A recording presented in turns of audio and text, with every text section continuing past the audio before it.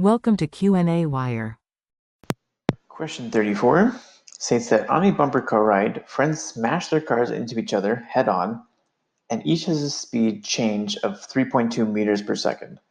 If the magnitudes of acceleration of each car during the collision averaged 28 meters per second, determine the time interval needed to stop and the stopping distance for each car while colliding, while specifying your observer.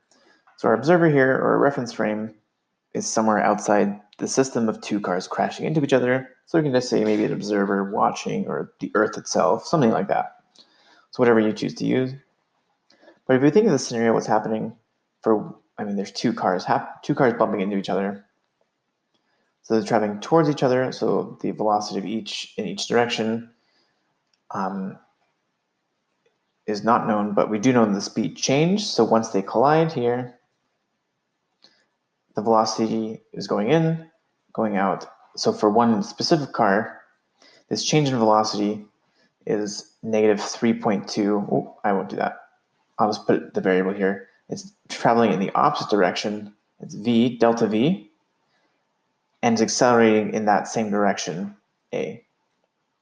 So after they hit, for example, for one driver, it gets pushed back the opposite direction of collision, and it's both with this change in velocity and this acceleration.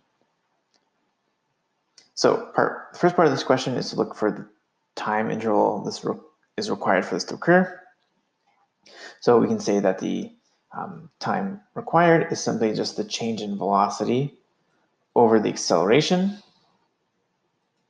which we're given the magnitudes of each, but really, again, interpreting it from the scenario here, both of these terms, we're just looking for a change really, so it doesn't really matter, but both are occurring in the negative direction. But for the time being, we don't need to consider that. We just need to think of it as an absolute value for each of these. So our change in velocity is 3.2 meters per second, and our acceleration was 28 meters per second squared. So we can find the time interval needed is 0.114 seconds. However, we only need two significant digits to report our answer, so it's 0.11 seconds is the appropriate response. The distance needed to stop, we use the kinematic relationship of initial velocity times time. Here, again, we should think of it as negative because it's a negative acceleration, sort of as not a 2, it should be a, 1/2 actually, I mean. It's a negative reaction if we're traveling to the right direction.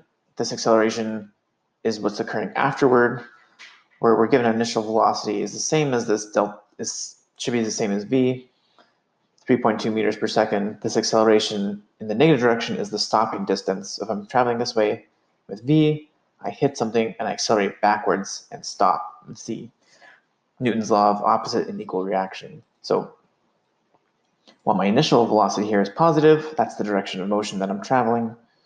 I know my time interval. I'm going to keep it as 0.114 because that's the amount. You want more significant digits when you're performing intermediate calculations, so I'll leave that. But again, acceleration should be negative 28 times time squared, again 0.114 squared. And we find that this stopping distance is 0.18 meters, or if you wanted, you could leave it as 18 centimeters. Since both have two significant digits, they are both equally as accurate. So there you go.